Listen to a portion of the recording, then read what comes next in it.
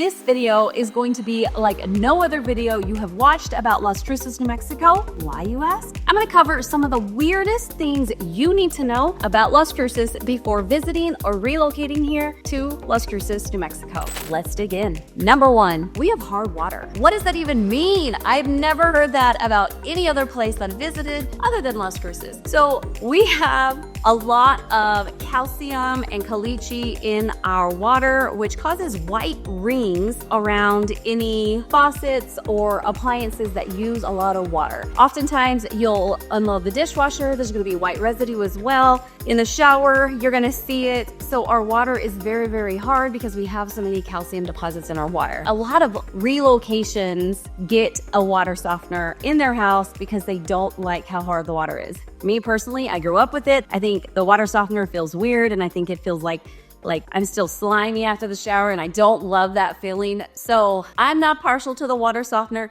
However, it is much better for your system, for your water heater, for all your plumbing, all your pipes, because our water is so hard and calcium builds up really, really fast. So if you do come here, bring some lotion because your skin might dry out because of our water, or just be ready to invest in a water softener because most of us locals don't have it, but it's those that have relocated here that typically put it in a house. Number two, our yards. When you come here, you're gonna see most of the yards are rock. We don't have grass. We don't have turf. We have rock. Why, you ask? Well, grass is really, really hard to grow in Las Cruces, mainly because we're in a water drought. It's really hot, and you have to have a lot of effort, and you really, really need to want that grass. We personally have grass because we wanted it, but it's a lot of effort to maintain and make sure it ends up green. So most of the yards you will see full of rocks. The front yard, the backyard, rock. And we have different color rocks. So we can get a little bit fancy. We might have bigger rocks, smaller rocks. My driveway is made of very, very fine, crusher fine rocks. We just use rocks for our landscaping. The drought conditions, easy to landscape this way, and it's pretty simple. Actually, most people that have to mow their yard multiple times a month or every week, they love moving here because they're like, oh my God, it's like xeriscaping and it's amazing, and we don't have to do much besides like trim some bushes, and we love it. So be prepared for rock yards. Number three, we got dry heat. So we got some hard water and we got some dry heat. And what does dry heat mean? Whenever you go in the shade in Las Cruces during the summertime, say it's 105. You go in the shade, you're at like 90, 95. It's like 10 degrees, if not cooler, in the shade. It's amazing. Like, I've gone to Florida, you walk outside, you're like drenched in sweat immediately because you guys have so much humidity. We don't. When we have like 5% humidity, all of us locals are sweating because we're just not used to any sort of moisture in our air. There's some pros and cons. Obviously, the pro is when you walk outside, you don't immediately get drenched in sweat. Like, you can do some hard labor and finally break a sweat, which is awesome. The negative is that dry air might cause your nose to bleed. It might cause your skin to dry out. I know that when my cousin comes to visit, her son, poor thing, they live in Concord, and when they come here, her poor son gets a bloody nose like every single time. My brother does it. It's just bad when it comes to that. My son, when he goes other places, his eczema goes away. When he comes back, his eczema starts up again. You're not drenched in sweat, and you can cool down in the shade, but it might dry you out and cause bloody noses and eczema. Number four, remember that caliche that I talked about in the water? Well, that caliche with our dirt has created a very, very solid foundation, meaning our dirt, our ground is really, really hard. I see all these realtors and their cute little videos with their signs, and then they get their sign and then they put it in the ground on the grass. And I laugh every single time because there's absolutely no way in hell that could happen here. I have tried, and I just roll over laughing because it doesn't work. You might need an auger to dig a hole in your backyard for a plant. I hire out a guy to put up all my signs because I am not digging in this dirt. It is so hard. We have to have special tools. Sometimes it's not as bad, but certain areas closer you get to the mountain, the harder the ground is. So just be prepared for very hard ground. And if you're a realtor and you're relocating here and you plan on putting your cute little signs in a grass yard, again, we have a rock yard. And underneath that rock is very hard, caliche, solid dirt. So be prepared. That could be why we don't grow grass here either, because our dirt's so hard. I don't know. Okay, number 5. Let's talk about critters. We've got some wild animals around here. We have like a little game cam because our backyard butts up to the desert. We have a game cam like every single night. We have little different visitors visiting us. We've had wild boar. We've had coyotes, owls.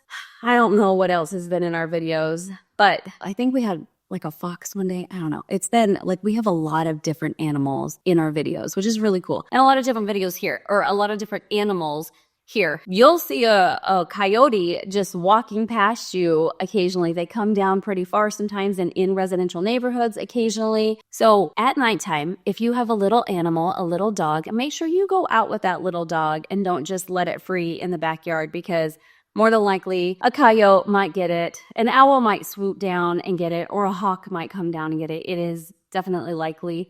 We also have rattlesnakes. I've never had a rattlesnake in my backyard. And again, I've lived very close to the mountains in the last 2 houses I've lived, and I've never had a rattlesnake. But some people do, so just be cautious of that. But there are people that will come and get your rattlesnake out of your backyard and be the savior that you needed instead of killing it, and they will relocate it back into the desert. We also have vinegaroons and scorpions and black widows. So there we have some venomous things that can harm you. The vinegaroon looks like a scorpion, but it's a lighter color, and they actually eat all the good bugs. So I welcome vinegaroons. And we'll get like little lizards in our houses, like because they can just sneak in all the different places. So occasionally you'll see like a little tiny lizard in a corner of your house. My kids like to go and chase them. We welcome them as well because they eat different bugs like mosquitoes and things, so they can stay all day long in my house.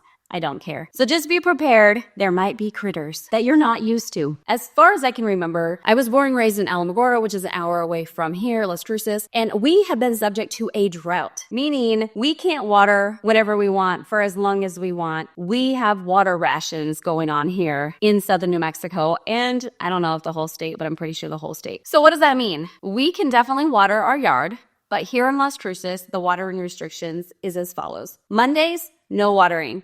If you're caught watering, you could get a fine or a ticket from codes. If your address is an even number address, you can water on Tuesday, Thursday, and Saturday. If your address is odd number, you can water on Wednesday, Friday, and Sunday. And there are different restrictions because of the heat and evaporation. Watering is not permitted between 10 a.m. and 6 p.m. from April 1st to September 30th. So we definitely have some restrictions. Just be mindful of that. If you are coming here and relocating here, y'all can't crank that water up all day long or run a hose or whatever. Time sprinklers is probably the best option. Pools are rare. We have 360 days of sunshine. We have great weather, but we rarely have pools. And if you go back to my previous video, it could be because our ground is so hard. We have water rationings.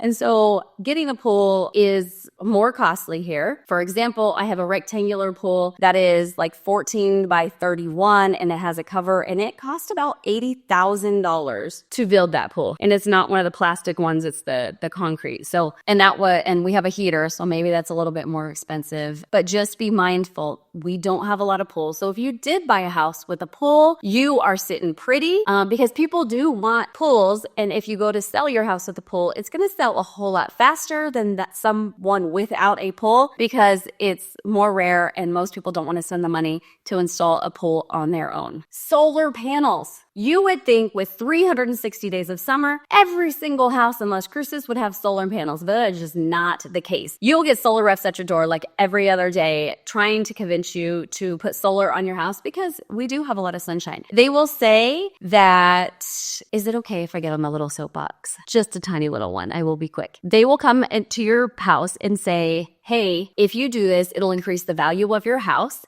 And say the solar panels cost $40,000, they make the sellers believe that it will increase their property by $40,000, if not more. But that's just strictly not the case. And I think a lot of people don't have solar panels here, and I don't know the reason. I have not done a poll. Maybe I should. I think the reason that people don't have solar panels here is it just doesn't make sense financially, because let's break down the numbers. I have a 3,200, 3,300 square foot home. I am here and I work from home every day. We have 2 units, so 2 different zones. The AC is run a lot. Even in the wintertime, the AC is run, and every single fan, we have 7 fans besides my office because I have never ran this fan, but 6 fans are running at all times in my house. So there's some power being produced. So the largest bill I had was in September of 2024, and it was $366. That's with our pool still going and the extra electric consumption for the pool.